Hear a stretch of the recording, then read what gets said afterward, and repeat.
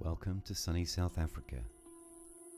Embarking on a new project here in Somerset West, we're putting a lounge on top of this flat deck here on one of our houses here in South Africa. For years we've had problems with water coming through this deck and to the room below, causing mildew and mold problems.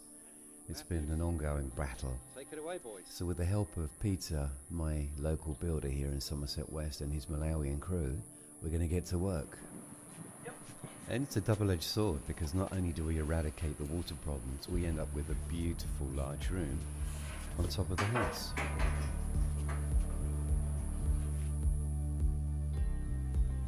One of the major problems we've got here is accessibility. We're having to put scaffolding into the courtyard. The nice thing, the positive, is that the walls are already there. They're load-bearing walls, so all we need to do is extend them.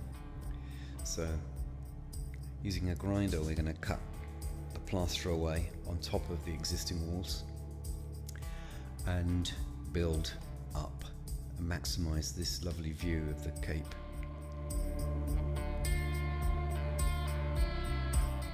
Step one is to cut the plaster away on the walls and around the doorway, because we want to use the existing doorway as access to the room. Provide a good key for the brickwork. And managing the project myself, we've put aside 4 weeks to do the wet works and the structure itself, with a crew of about 3 or 4 guys, plus a separate roofing company to do the roof structure in its entirety, which is something I really do not enjoy, especially when it starts leaking and it's pistols at dawn.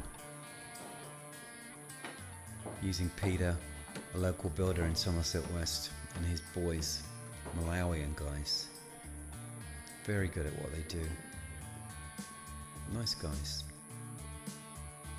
2 rand a brick, 4,000 of them, that should do the job. And there's the old gable stripped right back down to its naked brick, ready to be built on. As a precautionary measure, we've thrown sand down to protect the slate floor, which we've decided to retain and use as a feature in the new lounge. After 12 years outside, baked in the African sun, I'm sure it's going to need a lot of love and attention, but I'm hoping it's going to be worth it. Cut the bricks away here so that we can key the new bricks in, and here we can see that the walls are prepared and ready for the addition of the new bricks. Time frame, we've allowed about 4 to 6 weeks for the structure itself, and then decoration, painting, finishing touches. And I'm pretty hands-on guy, so that's the part that I enjoy probably most, getting my hands dirty and mucking in with the chaps.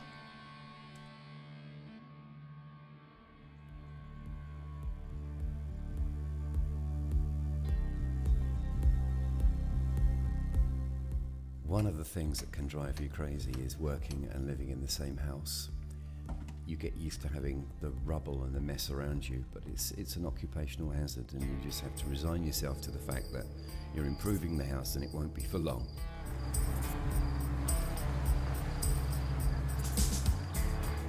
Labour is a fraction of the price that it is in the UK. For instance, I pay these guys about £10 a day. That's why I can afford to have them throwing 1 brick up at a time. See what I mean about the mess? You've got scaffolding and just muck everywhere. There's the window frames being formed, 4 of them altogether. And maximising that lovely view again of the Cape Point. There are different stages of the build, significant days, and this particular day is when the trusses arrive is always exciting. To watch them being positioned on top of the building like that, it just transforms it, it locks everything together and gives you an idea of exactly what you've got and what you're going to get. Already it's starting to feel like an indoor space instead of an outdoor space. So that transformation from out to in is happening at quite a rapid rate.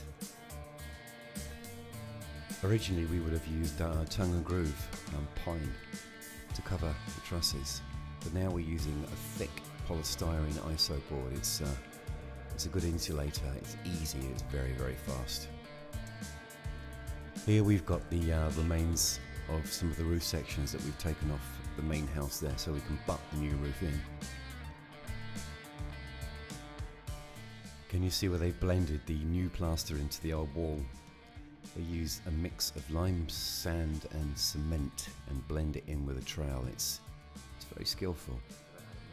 The windows look fantastic. We tried to match them with the existing windows. Slight discolour or miscolour, but we'll match that.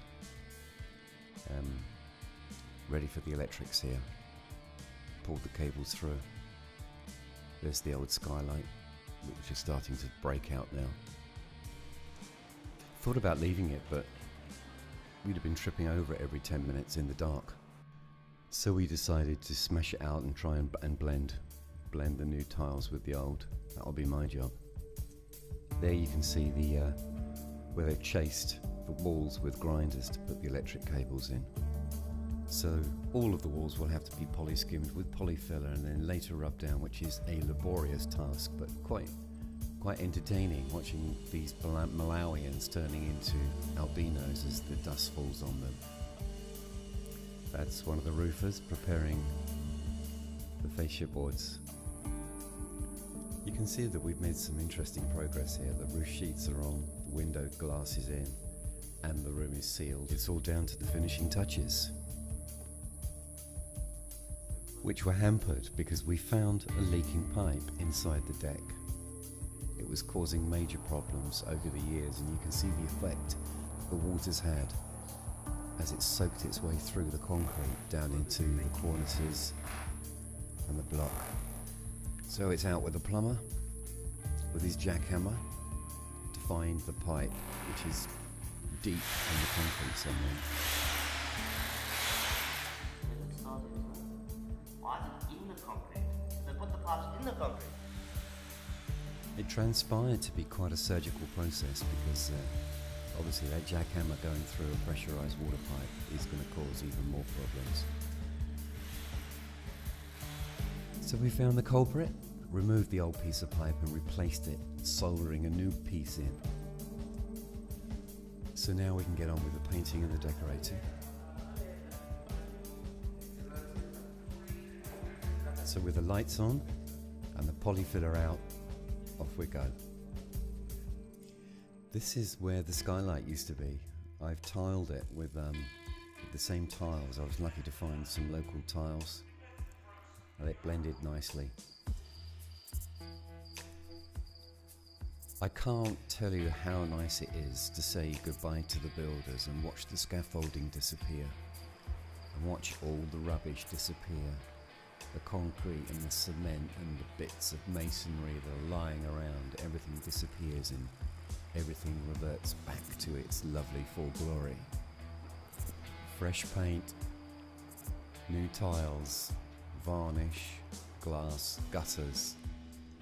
Well, at the final stages, the trusses are painted, the lights are in, the downlights, LEDs, skirtings I cut this morning, and that floor I'm particularly excited with, particularly when you look at it as it was just a few weeks ago. I blended the tiles in right there, almost invisibly. So all in all, a very successful project and time for some well-earned rest and a glass of wine.